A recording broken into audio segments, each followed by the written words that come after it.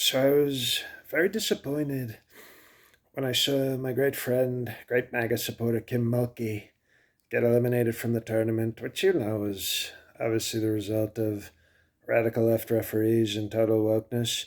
But I thought to myself, there's somebody I can endorse in this women's tournament. They're in the finals now, and that's the game where they decide the champion. Not a lot of people know that, but that's whoever wins the finals becomes the women's champion. And I was never very strongly into women's basketball. I always found them sort of, not very athletic and, to be honest, not very attractive. So, would it kill you to put on maybe some makeup and some high heels while you play? I mean, can't be that difficult to beat women, even if you're wearing high heels and you have talent. But there's a person, Caitlin Clark, who's incredibly talented.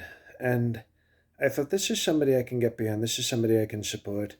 And I was watching their game against UConn, which is short for convicts, as you could tell from the amount of African Americans on the court. And it was very inspiring to see a group of nice, corn-fed Republican women from Iowa defeating a team of convicts. And you should have seen it. She looks like she's sort of an Obama on Iowa, sort of a biracial type.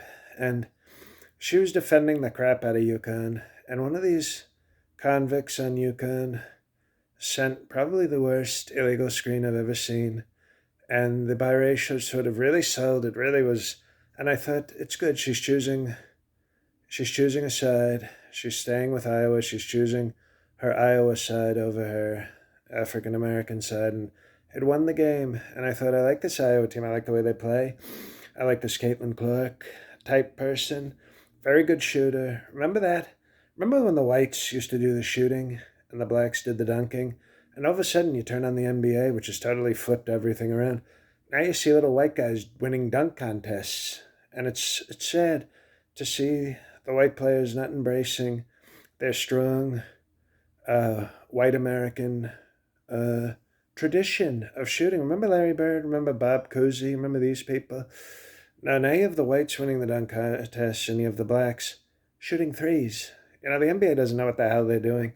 But we're supporting and strongly endorsing Caitlin Clark over the South Carolina Gamecocks. And you should have seen it whenever the Gamecocks were on TV. Mike Pence, when I was in the White House, he'd come running in and say, Sir, is there something I can do? And I go, no, Mike, it's just basketball. It's just South Carolina. You can go back to get on your knees and resume praying or whatever the hell you were doing in the vice president's office besides being a traitor. But the South Carolina team is almost entirely DEI.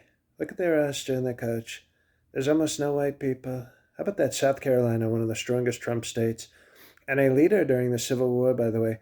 Our great South Carolina generals would be rolling over in their graves if they saw that their beloved university women's basketball team had gone woke and had almost no white people.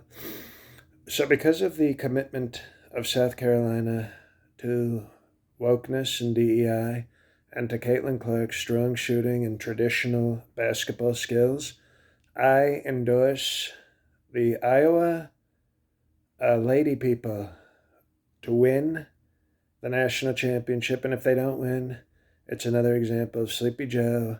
We call it Biden basketball, where wokeness defeats talent. So good luck, Iowa women people basketball persons, and we'll see what happens.